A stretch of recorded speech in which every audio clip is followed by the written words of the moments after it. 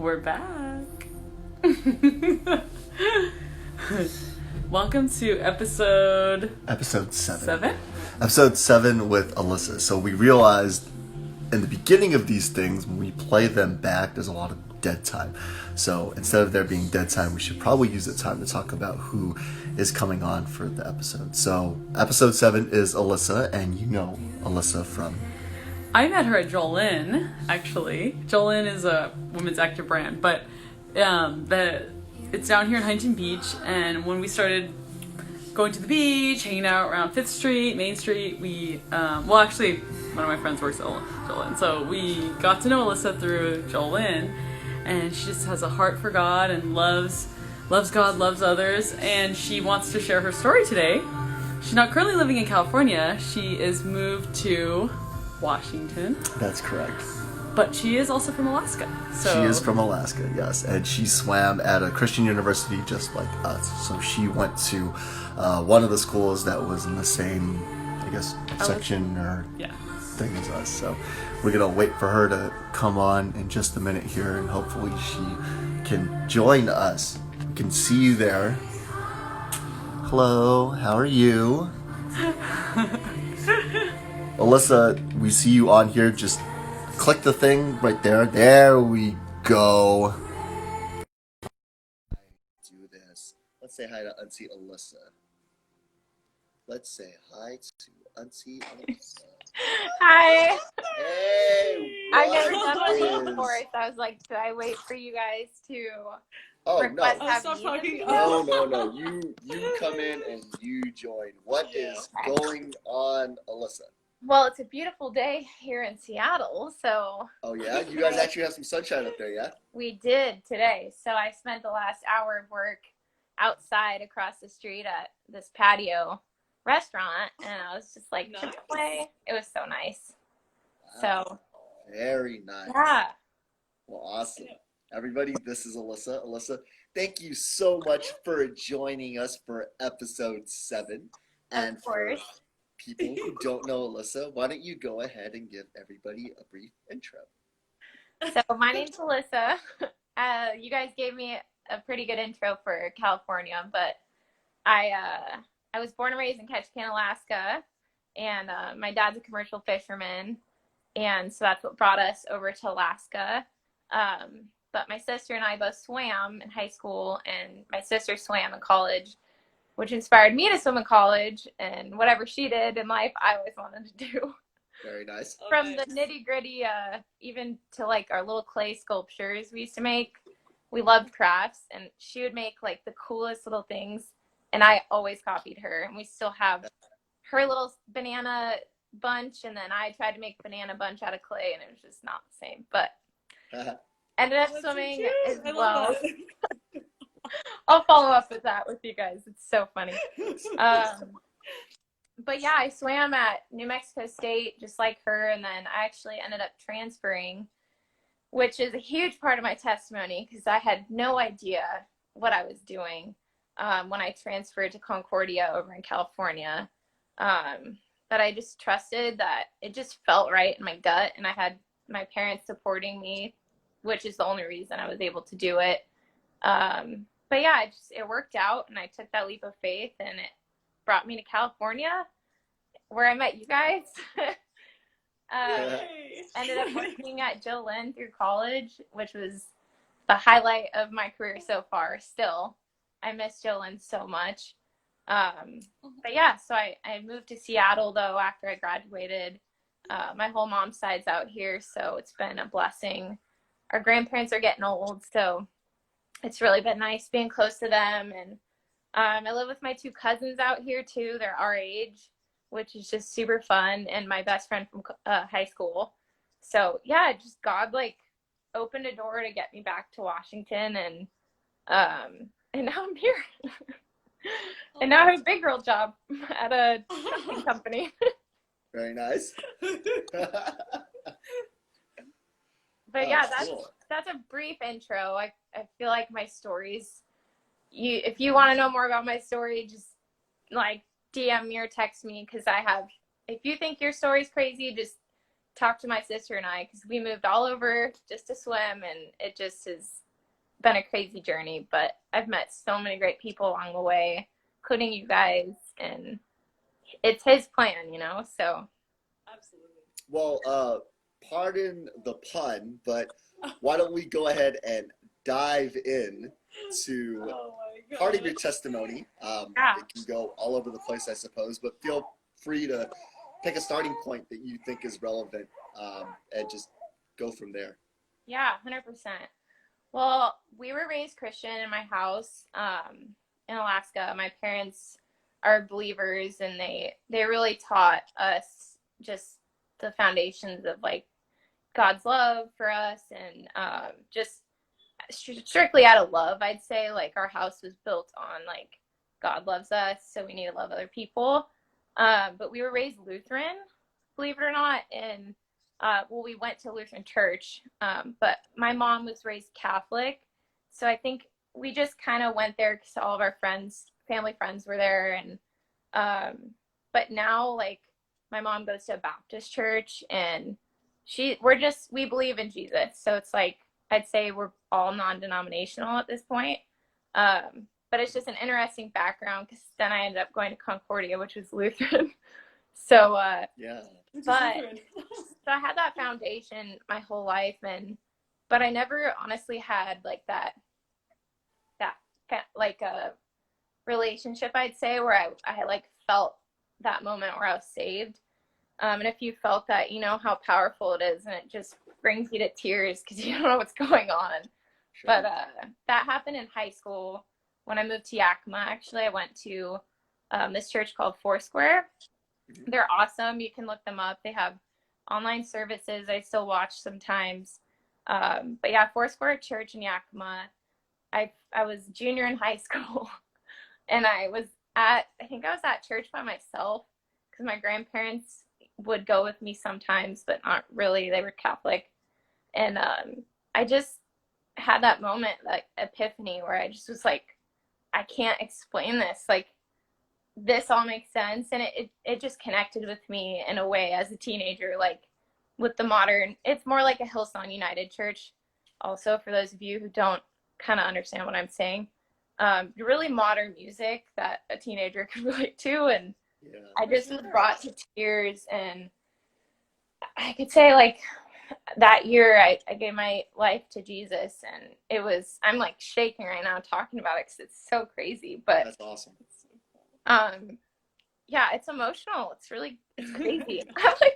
I'm getting hella emotional. Yeah. Just listening to you.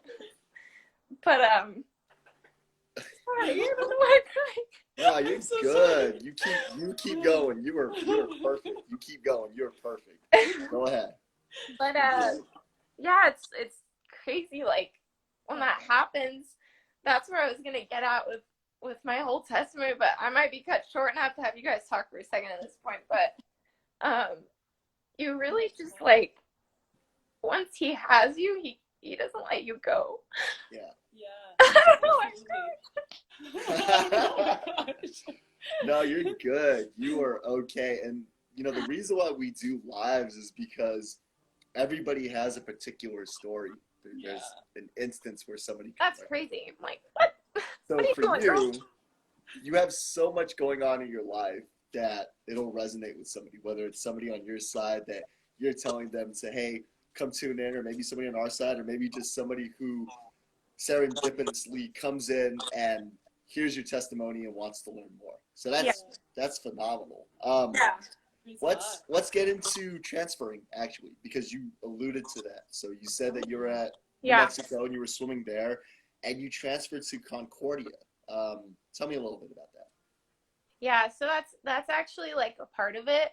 I'd say that's a huge part of my testimony, because going to college, like, I still was strong in faith, obviously, but it definitely was a little wild. I had that, like, I'm excited to be free from my parents and all supervision and just, like, have fun. Sure. But at the same time, like, I still went to church. I was always convicted, and no matter, like, I definitely went to parties, I'm not gonna lie. Like, no matter how many parties I went to and different groups I hung out with, like, I just always felt that pull. And my sister was also still there and at Las Cruces, or New Mexico State in Las Cruces, which was a huge part of keeping me on track too. Kirsten's watching right now. She's my absolute rock and best friend and sister. But Hi, sister. she swam the 100 fly. She's a sprinter. Oh, wow, very nice. I would give her crap for it because I was mid distance and to kick her butt in the 2 fly. No, but Kirsta was still there, and we went to church together, and she'd pick me up from the dorms, and like that whole time I was there, she was still in New Mexico, and it just was so great having like your best friend, but also a woman of faith to look up to, and she's always been that figure in my life, I'd definitely say. But yeah, like when I decided to transfer, she was still there in New Mexico working at the university actually. And things weren't working out on my current team. Like I loved my teammates and I did love my coaches, but I just wasn't traveling junior year. And it just was like, you guys know how it is. If you're struggling and working so hard, you just want that end of the tunnel race to at least make all your training worth it. And I was a tiny fish in a big pond at New Mexico State, and it taught me so much, and I got my butt kicked, and I became a BA because of it, but I wanted to race, so I just prayed about it, and my parents had a huge factor in helping me take that leap. I got a scholarship, but it's a private school at Concordia, so it's not cheap, as you guys know. Okay. So they helped me a little bit, and I made the move, and I like that year, junior year, I was just like so convicted, and I just was like okay on my own at that point too. Like I just knew I didn't need to be in a relationship. I just needed God, and I actually got rebaptized in the dirty river in New Mexico. Kirsta, what was it called? That she's watching right now, so she can tell you guys, but it was muddy. But that's amazing though. Was saved again, and that was the first time I'd been rebaptized since I was a baby. So it was, and the last time I haven't been rebaptized, but just really cool. Like it was a really cool way to just end my time there and like start my journey as a believer again, and really just commit myself to like his plan. So I moved that summer. Oh my gosh, it was crazy. I got to California, and it's so much. You guys know how. Oh, there we go. The Rio Grande. Okay. It's so muddy. It's so muddy. Like, I think I have a picture I'll send you guys later, and you could share it if you want. But it was like mud water I dipped in. But it doesn't matter what you're dipped in. Yeah. Cleanse. But yeah. So I drove to California with my mom, and I was ready for the new adventure. I had backstory. I had 5 years of eligibility because I redshirted freshman year. Okay. And so I had 2 years to compete at Concordia. So it made it worth it for me to transfer. That's right. You guys are probably like, why would you transfer your junior year? But still had 2 years. Yeah. Right. So I got there, and yeah, like from the day one when I moved in, I went from having my own room in a house with 4 other girls and paying like $300 for my room to splitting a 2-bedroom apartment with 4 girls, and our beds were right next to each other, me and Nacinda. She was from the Netherlands, and it just was like a complete perspective change. But that first year, it was hard. I'm not gonna lie. Like I always tell people when I tell them that story that I could write a book on transferring. Like it was like being it was like the first day of high school all over again. If you've ever lived high schools, like you just felt out of your element, and like you missed your home, your friends back wherever you were. And I just was like, why did I do this? But it just, everything falls into place. And like, I think I've always been really good at just putting my head down and like grinding at whatever situation I'm in. Like God has given me strength and I'm pretty independent to it's just my personality, I guess, but because of him for sure. Because there's times where I was really lonely and I just was missing out hardcore on my friends in New Mexico, and I missed the team, I missed the training, but like it was a big learning curve because I came out of it with that like whole different perspective. Like it's not about it's not about what you had, and like instead of looking back and saying, oh, I liked this coach, this training, this, all these styles, it was like, no, like make what you have, like get what you can out of it, because it's just as good of a situation. It's what you make of it is what I'm trying to say. So it shifted my perspective to just be thankful for what I'm given, and I had to make the most out of it, but it was awesome. So and then I got a job at Jolene, and one of my teammates was working there, and it was back in the stage where it was like nobody knew we had a store, and like it was all secret. And for those of you who are watching, like Jolene's a big deal in the swimming community. Huge. It's huge. It's huge. And surfing and water polo. So, but that was like such a light in my life. Like I still adore the company, and I could say only good things about the product and how much it inspired me more than ever when I worked there, and like how big of a blessing it was to have that in California, because I didn't have family there, and honestly didn't have like a ton of friends. I had a couple friends, and like had my job. I was taking a lot of credits. I didn't have time to like party a ton or like do what people do out there at the time, I guess. But it was a really good situation. Like God just threw amazing things in my life. Oh, and part of my testimony, sorry, definitely rambling. Good. I went to no, you didn't at all. I went to a couple churches. I forgot the name of the first one. It was right off of the 405. Oh my gosh, that doesn't help. It was non-denominational, but I didn't feel that connection, and that's fine. Like it was a great church, but I felt a calling to try out Mariners. Yeah. Mariners Okay. Church, Irvine. And to this day, I swear, I still watch the live services now that COVID hit, and Blake and I watch them every Sunday, and they have something special there, and it's just so powerful, and it's never ever left my heart. Like that connection I feel to God when I listen to the sermons there, and it just feeds your soul, like every single sermon. And so I went there, and I would go to the 7 p.m. service mostly because it was really close to Concordia, and I was at the library all the time.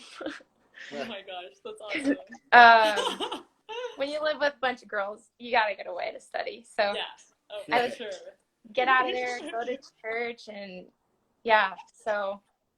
but all in all, like, I guess the biggest part of my testimony of all was taking that leap of faith to move home to Seattle, like home, second home. Yeah. But if it wasn't for this opportunity that came about, I'll tell you guys in a second, like, it was not me who like chose this opportunity. I wasn't going to come if I didn't have a place to live, obviously, right? So my two cousins I live with now, Cindy and Darcy, they went to local colleges out here, but they were out of college about a year when I was still in college. So, but they texted me that summer of 2018, in like end of July, and my lease was ending August 1st.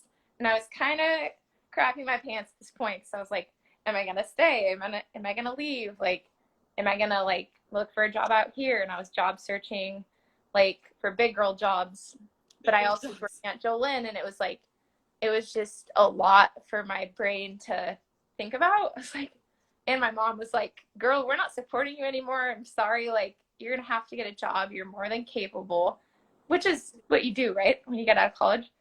Right. So I had all these things in my mind, and I was like, do I leave California? There were so many plans, like so many roads ahead of me, I guess you could say, but you can only choose one. And so I was kind of just doing like pros and cons of everything, cost-wise, job-wise. And then my cousins texted me, and they're not very emotional. I love them. We're best friends, but they never like asked me to call them. And this one day they're like, hey, can you go call us? Like, we have huge news. And I was like, what the heck? Did somebody die?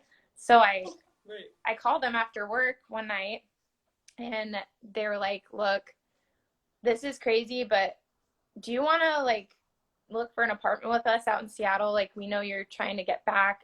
We're moving out of our current lease in like a week, and we're willing to sign a 3-bed lease with you if you want to move. And it literally was a door.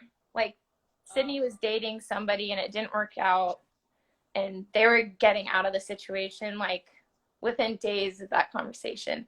So I was like, oh my gosh. Like, and I was looking at apartments with my current roommate. Like, there was so much going on, you guys. And I just was like, you know what? This is you. Like, I have a chance to move close to home, and I'm going to take it. Like, this is crazy. I'm torn. I don't want to leave Jolynn. I don't want to leave California yet. Like, my plan would have been to stay and like live month to month, take it easy, kind of ease into it. That's not how it works, though. You guys know that. So I took the leap. I got a job via Zoom with Lululemon, and I was like, all right, moving to Seattle. Yeah. Signed a lease before I put in my 2 weeks at Jolynn. It just was like everything was pointing in the direction to come home to Washington, and also only a flight away from Alaska, which is where my parents still live. And yeah, he provides. He opened that door for a place to live, which wasn't available until a week before I moved, but it's just crazy how it works, you know? Yeah, I remember how fast that whole thing was too. We were talking to you at Jolynn's store, and we're like, wait, what, you're moving? Yeah, it was, yeah. I couldn't even explain it, but yeah, when you know, and like, I didn't want to force it either though, so if they wouldn't have texted me, I would have stayed, honestly. I wasn't gonna just like try to find a 1-bed out here, because it's crazy expensive. 2, you just shouldn't force, like, you need to pray about things. You need to, it's best if you just put your trust in God, because he's gonna open the doors for you, even if it's not the door you want. So at the time. So I'd say that. How are we on time, by the way? I think that was... you're great. Don't worry about it. Keep going. Yeah. I'm looking at the computer. I'm taking notes. You're good. Don't worry about a thing. Just talk. You're good. But yeah, and I'd say the transferring from New Mexico State to Concordia was super tough. But like, looking back now, I'm still close to my teammates at New Mexico State. Like, they're all my sisters, just like you guys are probably so close with CBU teammates. Like, there's always that place. Aggie up, shut up, Aggie. Can't do that anymore here.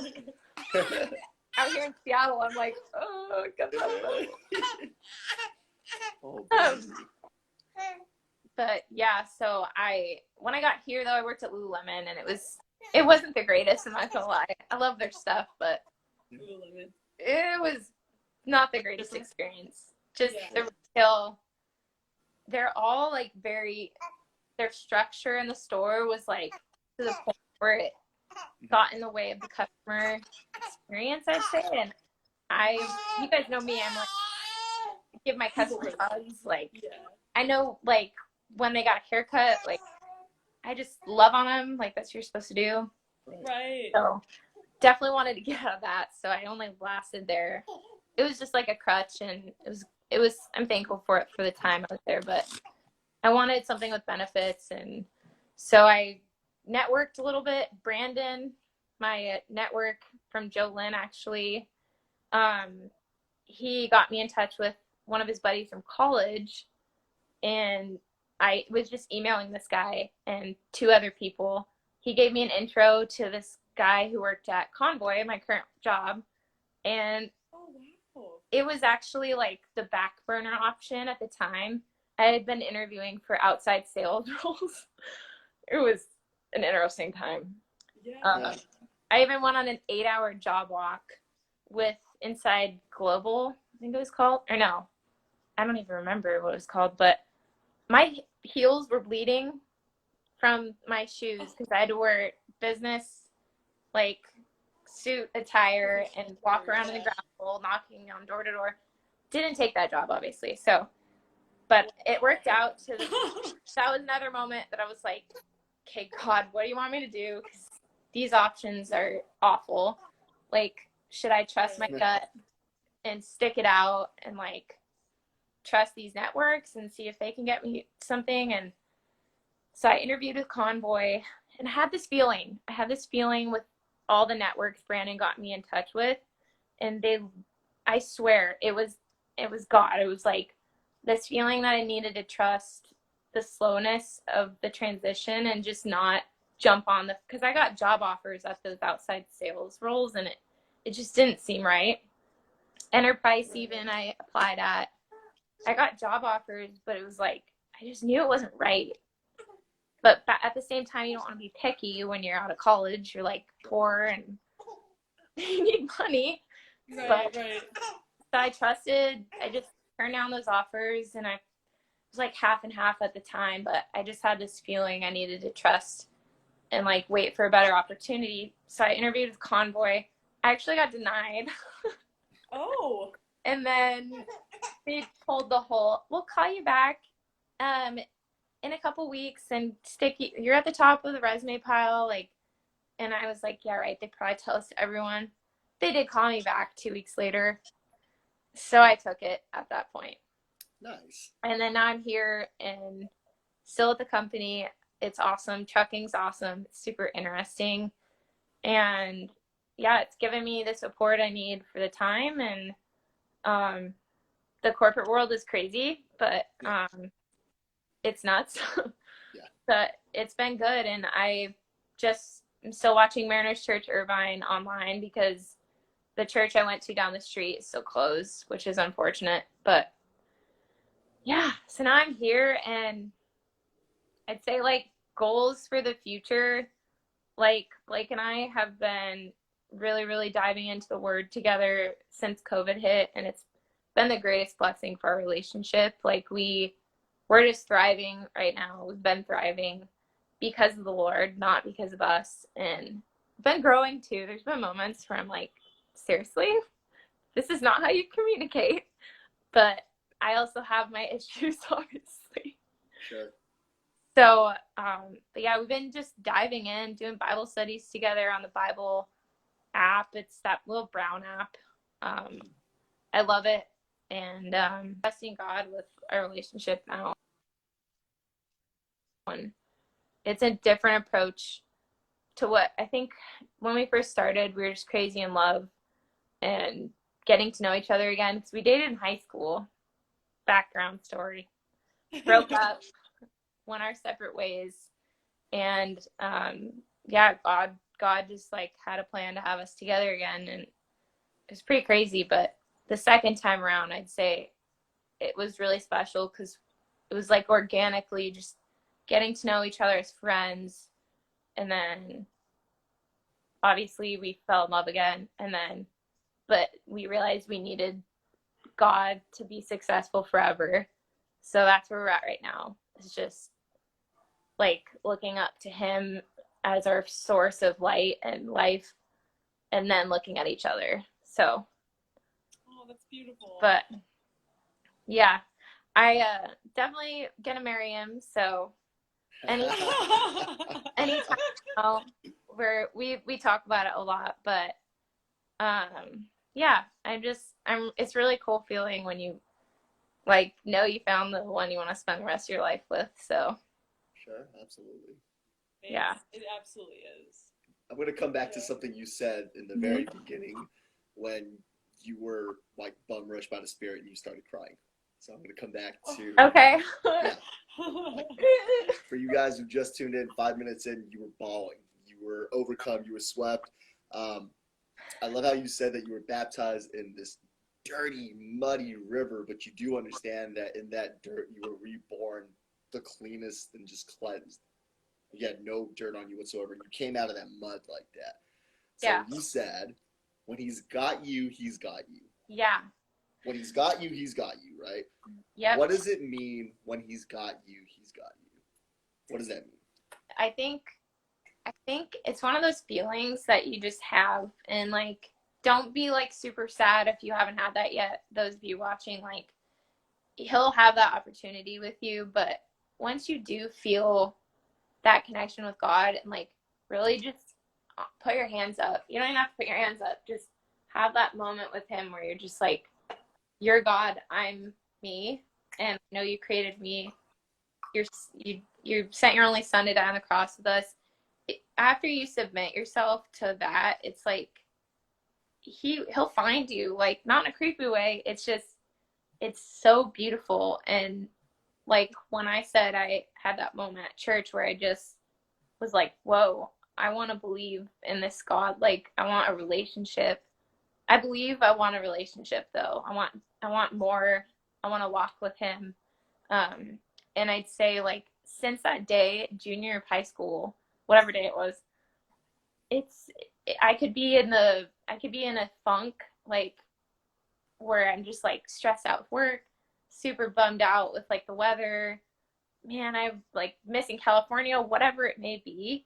And like, there's always that moment in those dark times where I'm like, whoa, I feel you here with me.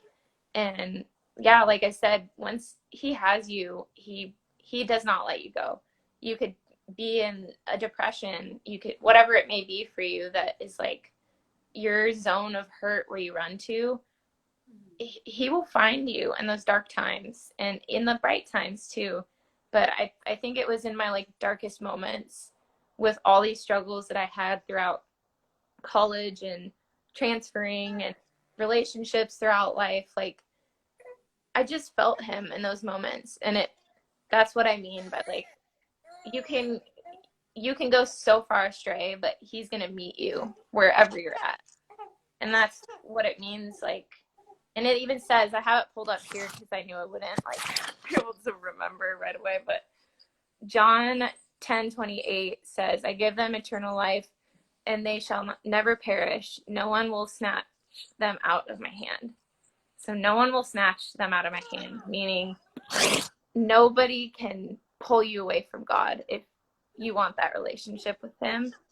And that is what I mean. From the depth of my soul, I've had moments where I'm just sitting in my car after I go for a run, because I used to drive to the run I would go to, and I just would sit there in like silence, and after a long day, and have these, and this was like a few months ago, my most recent time.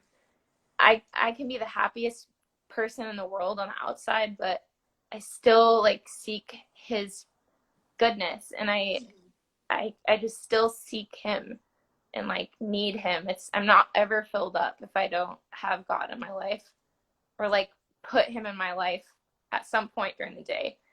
So it's just a really cool feeling though when you have that conviction. It's like unexplainable. I can't even explain it, but it just feels so good once you give your life to him. He's never going to give up on you. Amen. Congratulations on being the first one through 7 episodes to quote scripture. Good job. You get one of those. Good job. Well, I do have it pulled up in the lab. That was perfect. So that was amazing. You have been talking about your relationship with God, and it sounds like a very strong relationship.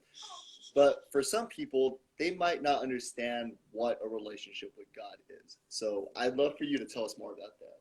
Yeah, I think it's hard to like put a definition on it because life is crazy and everybody has a different definition of how their day goes, what we do in that day, what we do for work, what, like, you guys have a kid now, Grace? Like, yeah, we do. You guys, he relies on you. Like, your time is put in different places than mine, and like vice versa for everyone.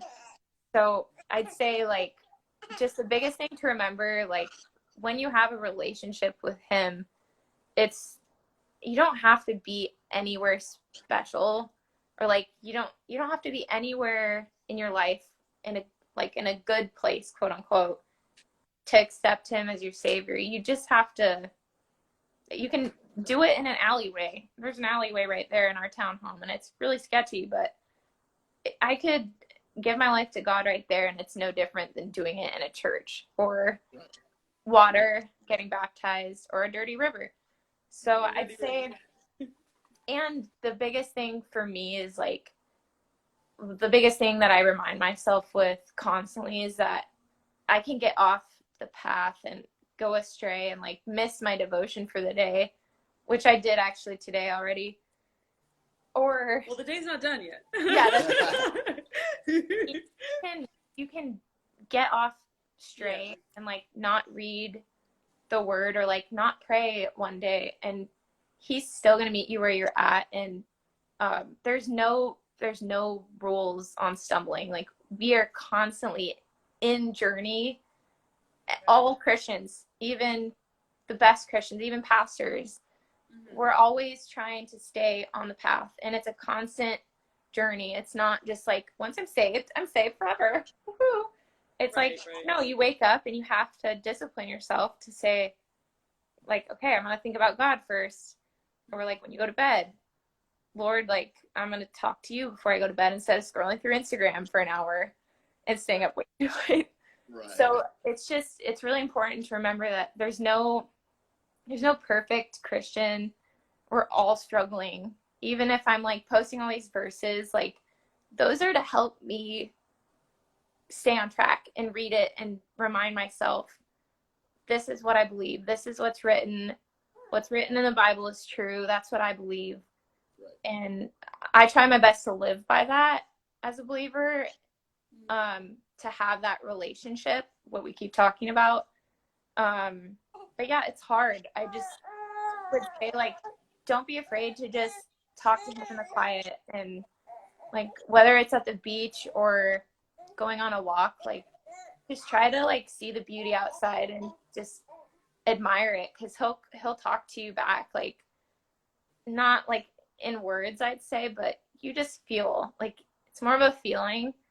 And once you just pray and dedicate more time to like literally to him and find him in those moments and discipline yourself to, whether it's going to read a book or going to read scripture in a quiet place, putting your phone down, he'll find you in those moments. And there's no perfect way to do it.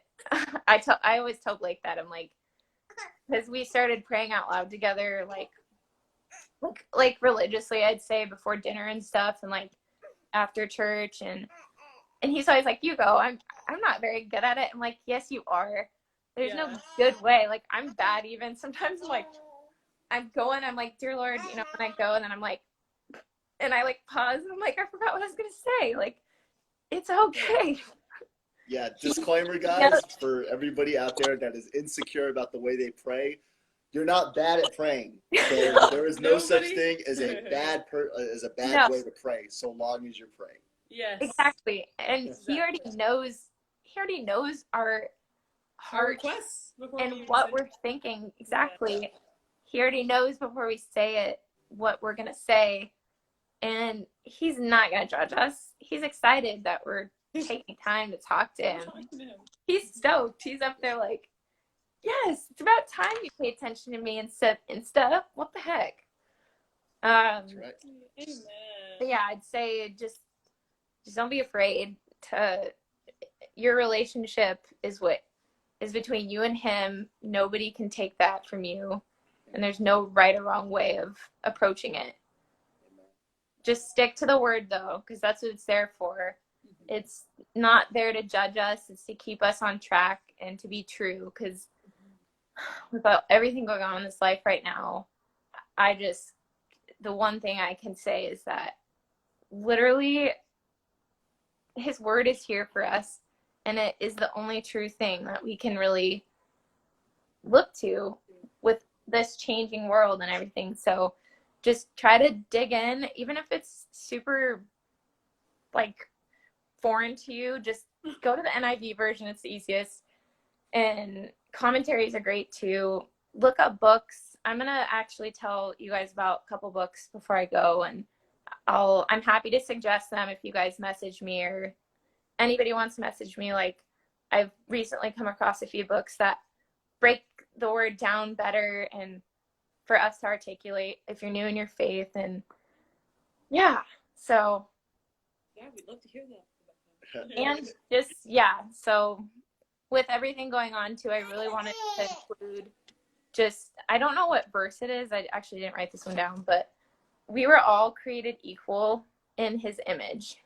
And with everything going on right now, with the craziness that you guys all are feeling, it's like, I just have such a hard time. So I'm like, we all just remembered that God created all of us equal in his image. That's it. And love your neighbor, like love your brother as you love yourself. Love your neighbor as yourself. Treat people how you want to be treated. These are all things that were written in the beginning. And God didn't just create one color of people. He created everybody the same. And he knew all of us were going to sin. Nobody is better. If we just all stuck with that, it would be good, right? But Absolutely. so I just wanted to share that too before I forgot. Yeah, I actually had another question until you brought this up, because this is actually a really good point that's been extremely sensitive given what's been going on. I know that there's been Christians who have been taking stands, and it's been hurtful to their friends, and there's been actually a lot of lost friendships because of that. Have you gone through something like that? You're buffering, so I don't know if you can hear me, but when you're in question, oh, she dropped off. Oh no, her internet died out. Okay, we're gonna wait for Alissa to come back because her internet cut out. In the meantime, if you have any questions for Alissa, she has books, she has her verses, she has all these things that you can message her, directly message her. You can message us as well. She's fantastic. We met her through Jolynn, and my wife and her have just connected, absolutely connected. Yeah, oh my gosh, she was such a shining beam of light when we first met her at Jolynn. We were immediately attracted. We're like, oh, you know, when you meet people, you just know when they have joy from above, or the Holy Spirit resides in them. And she was one of those ladies. And we just love her. Yeah, you just know. And one of the questions I was going to ask her, and when she comes back, hopefully I can ask her this question. She's very well equipped to talk to almost anybody. As you can see, she can hold a conversation very well. I'm interested to see how she can have that conversation with non-believers. As a Christian on fire, the way that she is, and she has this devout relationship with God, she reads and she talks to him on a daily basis. I'm interested to see how she would have that conversation with a non-believer. Or I guess in particular, for any of you guys that are still here, how do you have that conversation? If you guys are deep within your relationship with Jesus, and especially now with the way things are going with the protests and COVID-19, have you guys had questions with non-believers? Have you felt judged? Have you felt attacked? Those are really important questions. We're all taking stands, and we have to ask ourselves, are we taking the right stand? You know, are we taking a stand because that's our personal bias, because that's the way we grew up? Or are we taking a stand because it's biblical truth? Unfortunately, for most Christians, they're hiding behind the Bible and Scripture as a prop, and they're going about it in an abrasive and negative manner, and it's unfortunate. It puts a lot of Christians to a bad name and what Jesus stood for. So we don't know where you guys are at. Certainly pray for everybody that's going through stuff, because it's not fun. And people shouldn't feel left out or persecuted. You got thoughts, Ben? Yeah, I mean, exactly that verse. God created us all in his image. So to say that one image is not as important as another is totally, you know, like, disrespecting to God. And as believers and followers of God, we treasure every single child of God as equal. Gracie. Yeah. She's been a little fussy today, so we have a lot of movement going on. Well, she just wants to participate. So yeah, I think a lot of people, is ignorant the right word to say? Or no? When they don't want to, they kind of like just want to close the doors on what's going on because they don't feel like they're being directly affected. So they want to say, ignorant is the pessimistic word to use, but I wouldn't use ignorant necessarily. I think for us as Christians, we have to be better. So, yes, always. When we look at somebody doing something incorrect, we can't say, well, if that person's doing it, then I'm going to do it. Whether it's whatever side of the protest you're on or COVID, like whatever. If you see somebody doing something that the other person's not your standard. And that's the thing that most Christians are getting wrong right now. We know what the standard is. We know what truth is. So when we see that and we make it divisive amongst ourselves, you're missing the point. You're not supposed to be divisive. You're supposed to help and be included. Okay, we're going to bring Alissa back. Yeah. Thanks for being patient, everybody. Okay, I go down in history as the worst Instagram Live. No, absolutely you not. don't. You actually, my phone was dying and I didn't know it.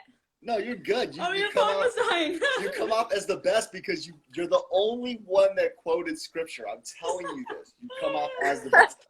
But while your phone was dying and you cut out, I asked this question to the people that are tuned in and the people that are going to watch this later. But it's an important question I want to ask you. You are obviously gifted with the ability to communicate with everybody. God's blessed you with just this ability to be on fire. You're a joy. You're shining. You're an incredible person. You can have this conversation with many people. How do you have this conversation with non-believers? Because with us, we can go forever. We've been going for 45 minutes. I'm sure we're gonna hit the countdown timer again. It's fine. It's okay. But with a non-believer, it might be too much to digest. Is there somebody in your life right now that you love so much that you want to have this conversation with, but they're a non-believer? And how do you approach that? My gosh. Well, yes, there's plenty of people in my life that don't believe. And I'd say like it's the hardest thing about being a Christian is feeling like such joy in our hearts and just knowing what this feels like to know that we have a God that loves us so much and to like just give up our egos and know that, and trust that he's there. And when you can feel him in your heart and your conscience, it's like, it's unexplainable for us, right? But if you don't feel that yet, or you haven't experienced that and you don't believe and you don't have the people around you to give you like the right resources in the right way, I'd say that means nothing, right? So I'd say the way I approach just any conversation with anyone, like when I first meet people, it could be a stranger at the store, like that's my favorite way of meeting people, or like the light rail, public transportation. It's just being a light, like, and approaching every conversation with love. I'd say love is the biggest word I would use to communicate with any person, let alone a non-believer. Like, obviously you want to emphasize that the love part of that. So I start every conversation with anyone with just an open heart. And sometimes obviously it doesn't go as planned. Like I've met people in Seattle since being in California, and there's a thing called the Seattle freeze out here, and it's real, where people just don't say hi back, and it's so weird. Oh, so it's like the opposite of aloha. It's anti-aloha, yes. It's anti-aloha. Oh, Seattle needs throw all these shakas at Seattle. That's all the shakas for Seattle. How dare they anti-aloha? Not cool. Oh my Yeah. I've never heard of that. Yeah.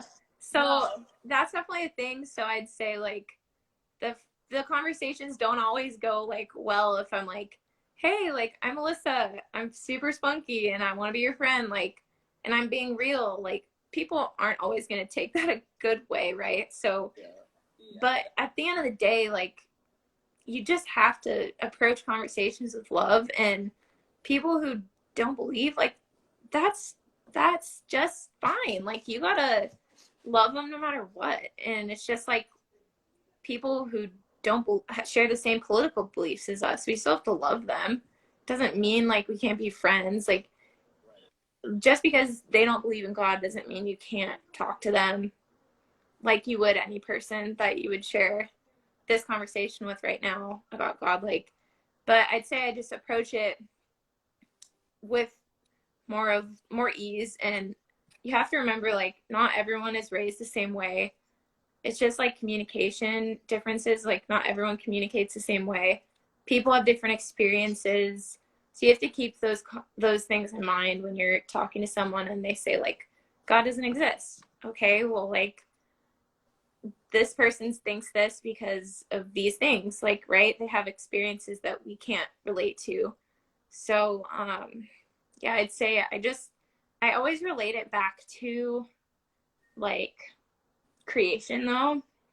And I'd say that's the biggest thing I relate like God to when I'm talking to people who I know aren't believers. Like I will just be like, how do you think like how do you think our hearts are beating just right at the right time? We don't have to think about our organs move, like our organs are working unless you have something going on, like that's awful. But until you have a medical condition where you have to focus on like your sugar intake or whatever your regulations may be with that restrictions, you don't think about those things. We don't think about breathing unless we're working out hard. Like we just do it. We just do it. And same with like all the trees and everything. If you look outside, every single thing out there has a purpose. And I just say that and like it's unexplainable how detailed and perfect everything is in creation. And the sun rise, the sun set. Like how do we know it's going to come up tomorrow? Is that because of like just chance? Maybe. But I'd say I really emphasize creation and also conscience. Like we automatically know right from wrong. We were born with a conscience. Some people are numb to it, who do bad things, obviously, and really bad things. But we all feel conscience at some point. Like we know things are wrong if they're wrong, and we do them. And we know things are right when we do them, and we feel light when we do something good for someone. So I think all of those things are things I bring up when I'm talking to someone and they ask me why I believe, or they say they don't. But I'd say if they ask me why I believe, I'd say those things. And then I also talk about my testimony and like that door moving to Seattle. Like that was not me. That was an opportunity that was given to me by something greater, because it didn't come in my timing. Like it just fell in front of me at the time I didn't want it to, but it was like he provides and he works miracles all the time, big and small. So amen. And you know, there's a good question that our cousin actually asked, and I want to get back to it. How does a non-believer talk to a believer that's closed-minded? Because this happens quite a bit, right? Mm-hmm. Where you'll have somebody who's a non-believer but is a good person. They have a good heart, mm-hmm. and they want to learn. But perhaps the Christian is very closed-minded and they're staunch in their ways, and they just come off as abrasive to that person, and it shuts off the other person. It shuts them off to Christianity. Mm-hmm. What do you say to those Christians that don't operate out of love, but they operate so much like almost in a Pharisee type of mindset that they're unable to see that? 100%. I think this is so common, and it's a common reason as to like why people are closed off to believing, because they have certain experiences with people who say they're Christians and don't walk the way they say they should, you know, all of that, or they come off abrasive to people, like you said, and don't act out of love and are what's not manipulative. No, I can't think of the word. Oh my gosh. When you say something and you don't do it, you do the opposite. Anyways, I would just say that you have to remember, like, even when you go to church and you're listening to a pastor, you have to remember that we're all human. And like, I'm so sorry for anyone who has ever experienced a conversation with somebody who said they believed and told that person that they weren't right and they were wrong because they don't believe in God. Like, hypocrite. Thank you, whoever said that. Good job. That's Aunt Vicky. But yeah, I'm sorry on behalf of all those people that anyone's come in contact with, and I'm sorry for anyone I've ever come in contact with who thought of me as a hypocrite. But at the same time, just remember in your heart that nobody, like, we are all the same. We are all sinners. We all mess up. We make mistakes. We think bad thoughts when we don't want to. We're created in God's image, but since the fall of mankind, like, we are all fallen and we are not perfect. So if somebody misconstrues the message of Jesus and, like, as Christians, just remember that they're only relaying that message. It's like telephone. The message can get manipulated and mixed up when it comes out of someone else's mouth, right? So if somebody's reading the Bible, it's one thing to you out loud. It's kind of hard to mess that up, right? But when you're telling someone, like, they're living incorrectly and you're doing the same thing as a believer, and then also, like, saying you're perfect and above them, it's not cool, because we are all the same. So I'd say to that person or whoever has had those experiences that just don't feel right, and it's like it just doesn't feel good when someone tells you, like, you're wrong and I'm perfect, you're not. I'm a Christian, so I'm perfect. Like, just remember that person that believes is just like you. They're just trying to do good and spread the word, but they're not doing it with love. So just forgive them, because yeah. And I love that the pastor at Mariners Church that Blake and I watch, he always tells us, like, every sermon, he mentions his fallouts and his shortcomings. He always mentions it, and it just makes it so good. It's like, I'm like shaking my phone. Yeah, it's so cool, because it's like, yes, you're right. Like, you're just relaying this message. You're asking God to give you the strength to tell us what's on his heart to tell us. And you might mess up, and that's okay, but at least you're up there. So just remember, those people, me speaking right now, I'm not perfect. And those people who say they're believers and they act a certain way and say you're wrong, like, they're not perfect either. The source of truth is the Bible. We have a minute. We have a countdown. Okay. Do you see the countdown? It says 1 minute remaining. Oh, no. So we're going to close with this. Actually, you know what? She's going to do the countdown. So you close it. The countdown? Okay. You have a minute. Close it up. Oh, my gosh. Well, we really appreciate you coming on here, Alissa. We've loved every single thing. Thank you for sharing your heart and just your love for Jesus. So many amens to what you have said today. I know that everything you've said can resonate with at least somebody who's been tuning in today. And I hope so. Resonated with us, so thank you. Guys, if any more questions, feel free to message Alissa or us.